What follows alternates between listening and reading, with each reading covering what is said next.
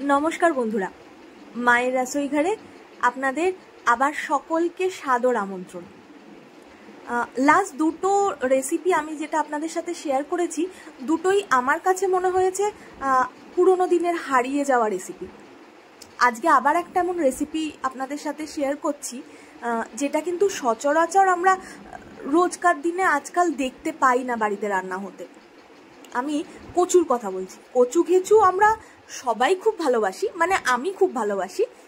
সেরকমই আজকে একটা ওলকচুর তরকারি আপনাদের সাথে শেয়ার করছি যেটা আমি খেতে খুব ভালোবাসি। আমার মায়ের হাতের যে বেস্ট রান্নাগুলো আমি কিন্তু চেষ্টা করছি আপনাদের সাথে সেইগুলো মাঝে মাঝে শেয়ার করা। তা ওলকচু সাধারণত আমরা অনেকেই আছি যারা সেদ্ধ মাখা খেতে ভালোবাসি। আমি আবার আমার মায়ের হাতের ওলকচু এরমভাবে ডালের বড়া দিয়ে তরকারি খেতে ভীষণ ভালোবাসি। বাড়িতে কিন্তু অবশ্যই ট্রাই করবেন, জানি ভালো লাগবে। কারণ পুরোনো দিনের এরম ধরনের রান্না একটা সময় আসে যখন মনে হয় এই রান্নাগুলোই ভালো লাগছে খেতে। সেরকমই একটা রান্না আপনাদের সাথে আজকে শেয়ার করলাম।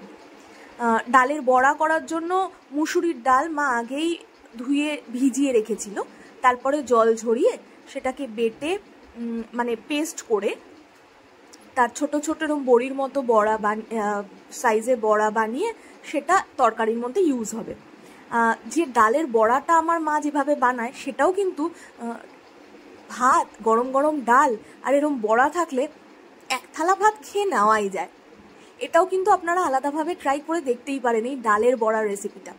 অনেকেই ডালের বড়া করেন, বাট আমার মনে হয় এইভাবে ডালের বড়া বানালে একটু বেশি টেস্টি হয়। পুরো রেসিপিটা দেখবেন, ভালো লাগলে অবশ্যই আমার চ্যানেলটাকে লাইক করবেন, আশা রাখবো শেয়ার করবেন আর সাবস্ক্রাইব করবেন। ভালো থাকবেন।